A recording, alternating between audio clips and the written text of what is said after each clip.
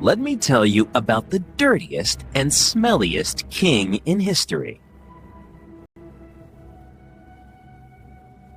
Can you imagine a king so filthy that people avoided him because of the smell? This was Louis XIV in his later years, draped in gold, yet reeking of neglect, too tired to care. Louis... It really happened. Louis XIV, the famous Sun King of France. He reportedly took a full bath only twice in his entire life.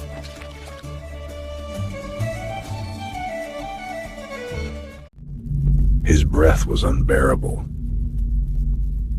and he had just one tooth. Even his royal bed was infested with fleas.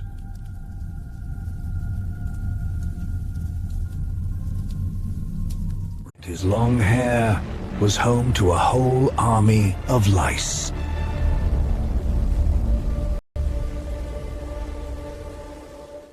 He loved food so much that he often ended up covered in banquet leftovers.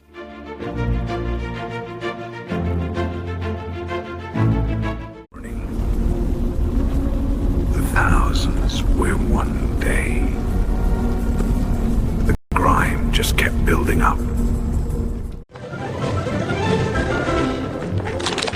He tried to hide the smell by changing clothes several times a day.